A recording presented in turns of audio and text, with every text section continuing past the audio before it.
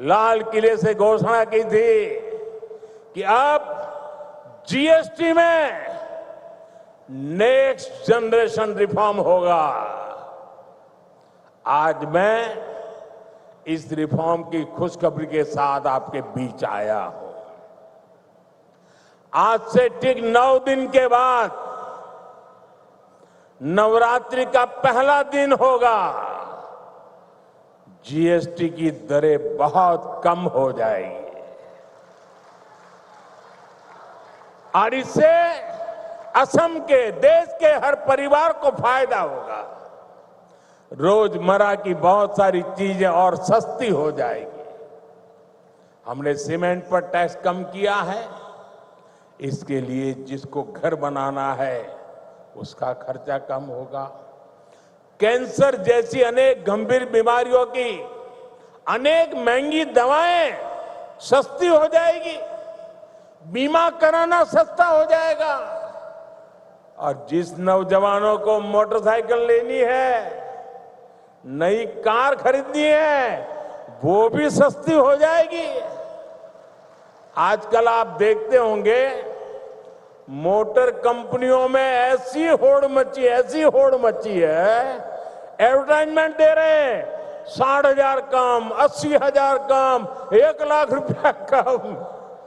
लगातार इससे जुड़े विज्ञापन दे रहे हैं। यानी माताएं बहनें हो, नौजवान हो, किसान हो, दुकानदार हो, सबका फायदा होने वाला है। ये फैसला आपके त्योहारों की चमक और बढ़ाने वाला है। साथियों, इन त्योहारों में आपको मेरी एक बात भी ध्यान रखनी है। मैं अपनी बात बताऊं? मैं मेरी बात बताऊं? आप कहो तो बताऊं? सबके सब हाथ ऊपर करके बताइए, बताऊं? मेरी बात मानोगे? बैठो बेटा, बैठो। थैंक यू बेटा, थैंक यू। उसको तकलीफ मत दीजिए, उसको शारीरिक तकलीफ है। प्लीज उसको परेशान मत कीजिए, ले लेंगे। जरा कैमरामैन वो चिट्ठी ले लो, उनसे चिट्ठी ले लो। कोई नौजवान, बैठो बेटा, आप परेशान मत होना, उसको परेशान मत कीजिए। अरे भाई, उसको तकलीफ हो रही है भाई। मेरा प्रणाम भैया, उसको परेशान मत कीजिए प्लीज। उसको, मुझे अच्छा नहीं लगता है भैया, प्लीज। आप यहां तक आए, शरीर को इतना कष्ट देकर के आए, मैं आपका आभारी हूं।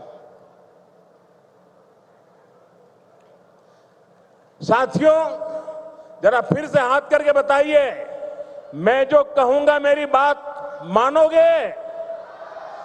ऐसा नहीं, सबका हाथ ऊपर होना चाहिए, उधर भी। मेरी बात मानोगे? पक्का मानोगे? इतना कर लीजिए, देश आगे बढ़ जाएगा। तो मेरे लिए नहीं, मैं आपसे देश के लिए मांग रहा हूं। मैं आपसे आपके बच्चों के उज्जवल भविष्य के लिए मांग रहा हूं। और मैं आपसे यही कहता हूं कि आप मुझे वादा कीजिए, अब जो भी खरीदेंगे वो स्वदेशी होगा। खरीदेंगे, स्वदेशी खरीदेंगे, मेड इन इंडिया खरीदेंगे।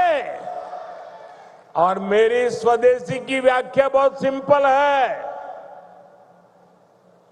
कंपनी किसी भी देश से क्यों ना आई हो, नाम किसी भी देश का क्यों ना हो,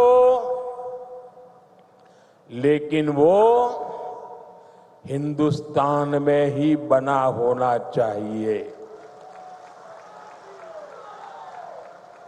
पैसा दुनिया के किसी भी देश ने लगाया हो, लेकिन पसीना मेरे देश के नौजवानों का होना चाहिए।